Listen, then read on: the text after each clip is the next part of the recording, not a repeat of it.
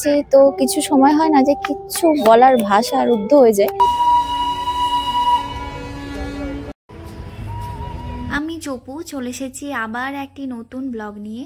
তো গল্পের শুরুটা শুরু করলাম আজকে চাটাইধুরার ব্যালকনি থেকে। পাখির ডাক দিয়ে ঘুম ভাঙলো যখন, তখন বিকেলবেলা। আজকের ব্লগটা কিন্তু ভীষণ ইনফরমেটিভ হতে চলেছে তোমাদের জন্য। আমরা পৌঁছে গিয়েছি ঘুম স্টেশন।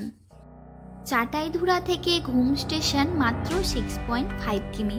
আমাদের পৌঁছতে মোটামুটি 15 মিনিট মতো সময় লেগেছিল। ঘুম থেকে বাতাসিয়া লুপের দূরত্ব প্রায় 1 কিমি।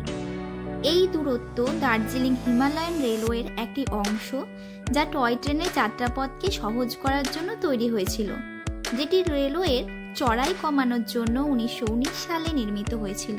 আমরা বেরোতে অনেকটাই দেরি করে ফেলেছিলাম, কিন্তু সূর্যের যে রক্তিম আভা, তাতে আকাশ এবং মেঘের রঙের ছটা মিলেমিশে একাকার হয়ে গিয়েছিল।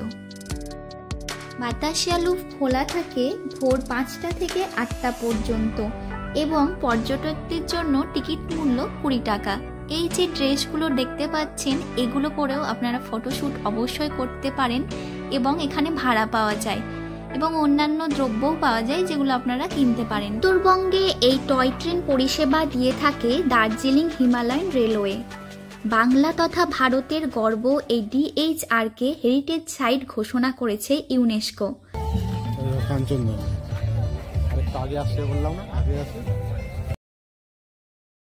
সারাদিনের ক্লান্তির পর একটু আমি ঘুমিয়ে পড়েছিলাম, তো ও সেটাই বলছে যে আরেকটু আগে আসলে আরও সুন্দর দেখতে পেতাম। তবুও এখনকারও সৌন্দর্য কিন্তু ভীষণ সুন্দর।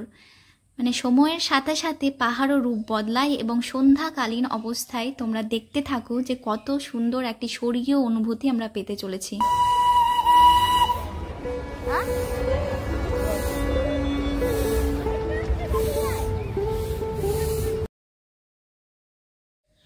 লুপ কথার অর্থ বৃত্তাকার বা চক্রাকার কোনো অঞ্চল, এবং এখানে টয় ট্রেন কিন্তু 360 ডিগ্রি অ্যাঙ্গেলে পুরো একটা রাউন্ড মারে।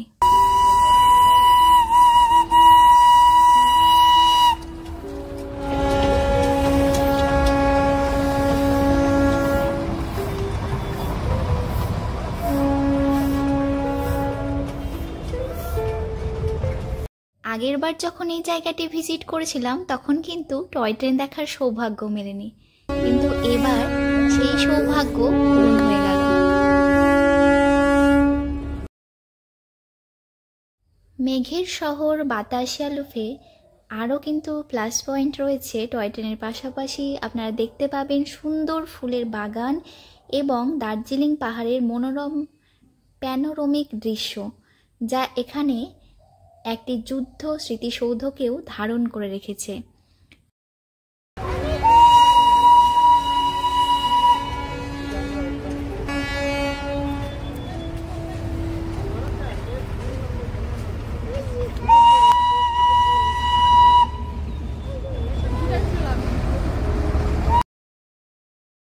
ব্যাকগ্রাউন্ডে চলছিল মিষ্টি একটি মিউজিক, কিন্তু বারবার আমি কপিরাইটের ভয়ে মিউট করতে বাধ্য হচ্ছি।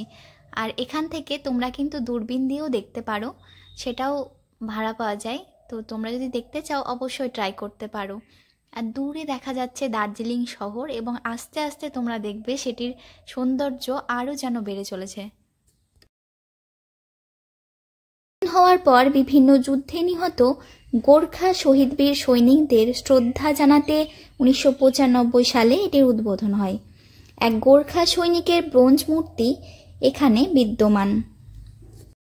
And welcome. তো বাতাসিয়া লুপে আমরা আবার চলে এসেছি, তো কিছু সময় হয় না যে কিচ্ছু বলার ভাষা রুদ্ধ হয়ে যায়, তো ঠিক সেরকম হয়েছিল।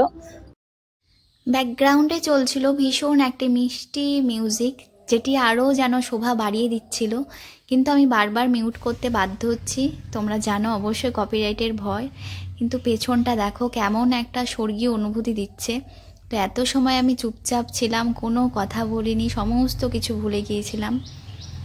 তো যেন একটা অন্যই অনুভূতি। হয়তো সকালে অন্যরকম লাগে, কিন্তু সন্ধ্যাকালীন অনুভূতি কিন্তু একদম অন্যরকম। টিপ টিপ করছিল দার্জিলিংয়ের লাইটগুলো জোনাকির মতো বিভিন্ন হোটেলের। তো সেটিও দেখার মতো। তো তোমরা যারা আসবে দার্জিলিং অবশ্যই একবার সন্ধ্যাকালীন এই জায়গাটা ভিজিট করতে ভুলো না।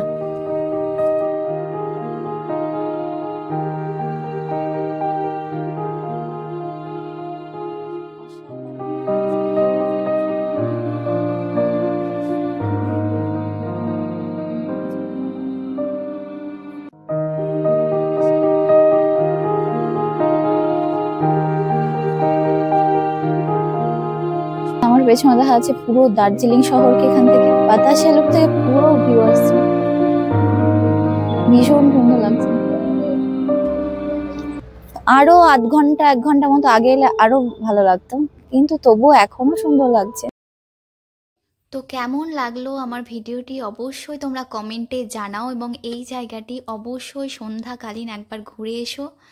আর এখানেই আমি আমার ব্লগটা শেষ করছি। দেখা হচ্ছে তোমাদের সঙ্গে আগামী ব্লগে। সবাই সুস্থ থেকো, ভালো